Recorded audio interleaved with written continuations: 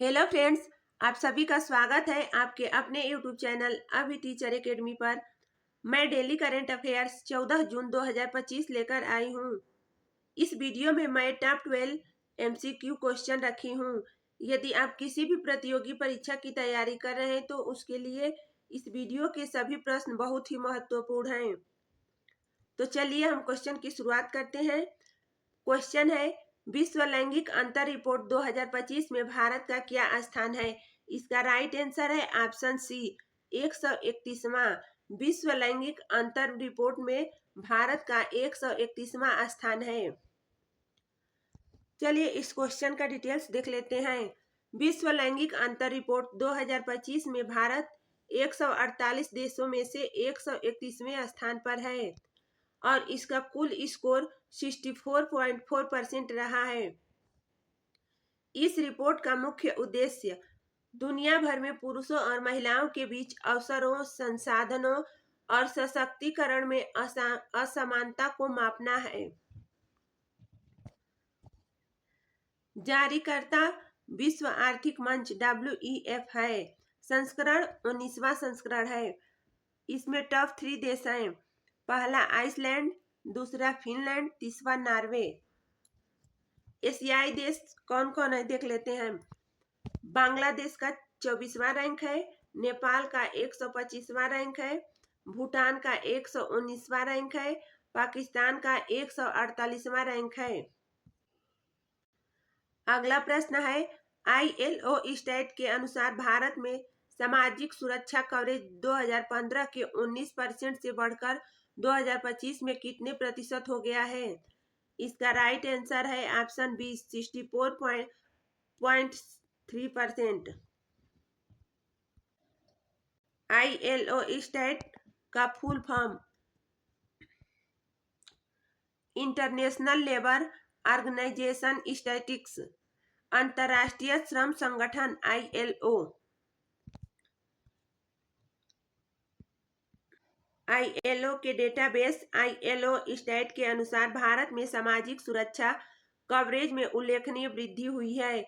2015 में केवल 19% आबादी किसी न किसी सरकारी सामाजिक सुरक्षा योजना के अंतर्गत थी, जो 2025 में बढ़कर 64.3% या लगभग 94 करोड़ लोगों तक पहुंच गई है। इस संख्या के आधार पर भारत सामाजिक सुरक्षा लाभार्थियों की संख्या में चीन के बाद विश्व में दूसरे स्थान पर है। अगला प्रश्न है, भारत और किस देश के बीच संयुक्त सैन्य अभ्यास शक्ति 2025 के 8वें संस्करण का आयोजन किया गया? दोस्तों ये क्वेश्चन बहुत ही इंपॉर्टेंट है। इसका राइट आंसर है ऑप्शन ए फ्रांस। सैन्य अभ्यास शक्ति 2025 के 8वें संस्करण भारत और फ्रांस के बीच किया जाएगा। फ्रांस 18 जून से 1 जुलाई 2025 तक ला कैवेलरी में 8वें भारत फ्रांस संयुक्त सैन्य अभ्यास शक्ति की मेजबानी करेगा। शक्ति अभ्यास एक द्विवर्षीय अभ्यास है जिसकी शुरुआत 2011 में हुई थी। याद रखना दोस्तों, शक्ति अभ्यास की शुरुआत 2011 में हुई थी। इसका उद्देश्य उप पारंपरिक परिदृश्य में संयुक्त बहुडोमेन ऑपरेशन की क्षमता को विकसित करना है। अगला प्रश्न है, भारत और किस देश के विशेष बलों के बीच पहला संयुक्त सैन्य अभ्यास टाइगर क्लॉ 2025 का आयोजन किया गया? इसका राइट आंसर है ऑप्शन डी संयुक्त राज्य अमेरिका। भारत और संयुक्त राज्य अमेरिका के बीच टाइगर क्लॉ 2025 का आयोजन किया गया है। चलिए इस क्वेश्चन के बारे में जान लेते हैं। भारत और अमेरिका के विशेष बलों के बीच पहला संयुक्त सैन्य अभ्यास टाइगर क्लॉ 26 मई से 10 जून 2025 तक सफलतापूर्वक संपन्न होगा।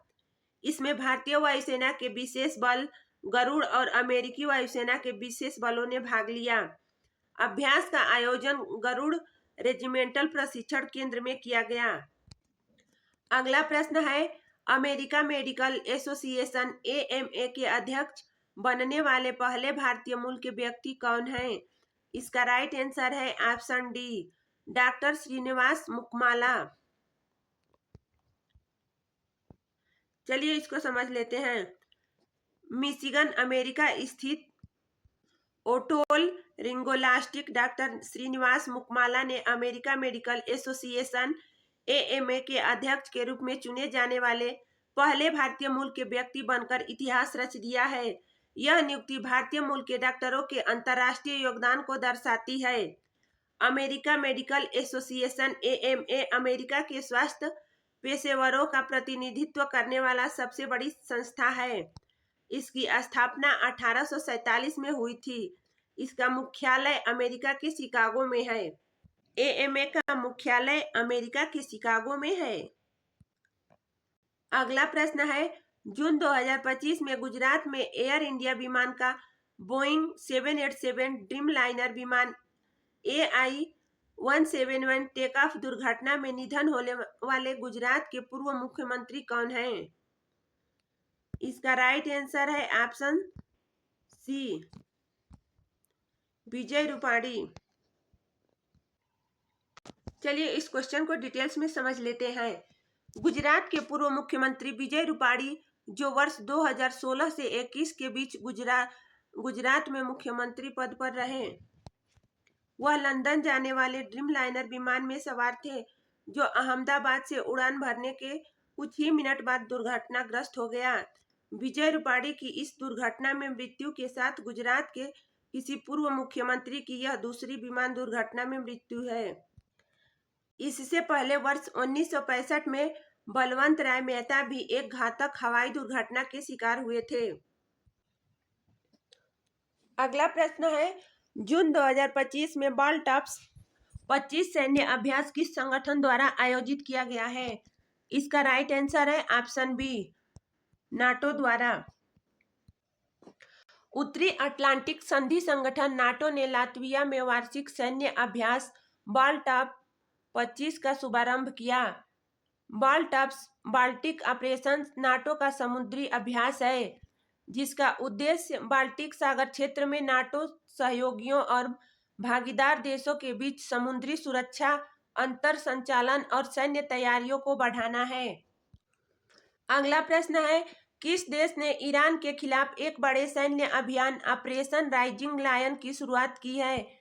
इसका राइट आंसर है ऑप्शन डी, इजराइल। चलिए इस क्वेश्चन को डिटेल्स में समझ लेते हैं। इजराइल ने ईरान के खिलाफ एक बड़े सैन्य अभियान ऑपरेशन राइजिंग लायन की शुरुआत की है।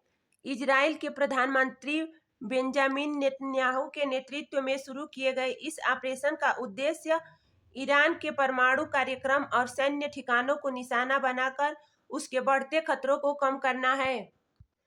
अगला प्रश्न है, जून 2025 में कर्नाटक के मुख्यमंत्री सिद्धारमैया ने कृषि पंपों को सौर ऊर्जा से चलाने के लिए कुसुम सी परियोजना का उद्घाटन कहाँ किया है? इसका राइट आंसर है ऑप्शन डी, चिक्काबल्लापुर। चिक्काबल्लापुर में कुसुम सी परियोजना का उद्घाटन किया गया है। चलिए इस क्वेश्चन का डिटेल्स देख लेते हैं। कर्नाटक के मुख्यमंत्री श्री सिद्धारमैया ने 11 जून 2025 को चिक्काबल्लापुर जिले के गौरीबिदनूर में प्रधानमंत्री किसान ऊर्जा सुरक्षा एवं उत्थान महाभियान PM कुसुम के अंतर्गत कुसुम सी परियोजना का उद्घाटन किया है। कुसुम सी योजना के तहत किसान अपनी जमीन पर बिजली पैदा करके पंप सेट के लिए उसका इस्तेमाल करते हैं। इस योजना के लिए राज्य सरकार 50% और केंद्र सरकार 30% सब्सिडी देगी। बाकी की राशि किसानों को वहन करनी होगी। अगला प्रश्न है, जून 2025 में गिफ्ट IFS में SC में ग्रीन ब्रांड लॉन्च करने वाला पहला विदेशी बैंक कौन सा बना है? इसका राइट आंसर है ऑप्शन बी, DFCC बैंक, जो श्रीलंका में है। चलिए इसका डिटेल्स जान लेते हैं। श्रीलंका का DFCC bank IFC Gujarat international financial tech city में ग्रीन ब्रांड लॉन्च करने वाला पहला विदेशी बैंक बन गया है।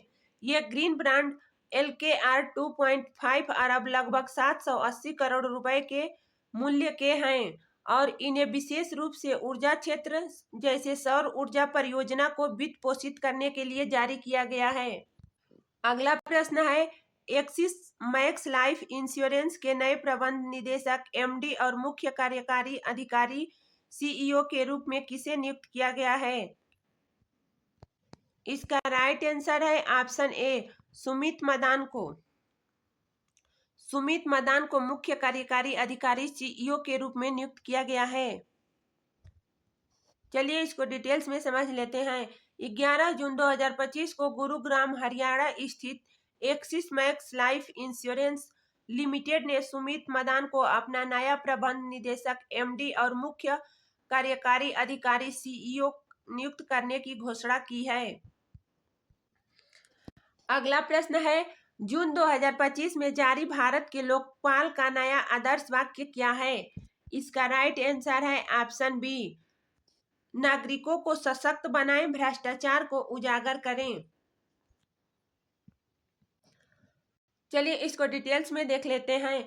भारत के लोकपाल की पूर्ण पीठ ने एक नया आदर्श वाक्य मोटो अपनाया है, नागरिकों को सशक्त बनाएं, भ्रष्टाचार को उजागर करें।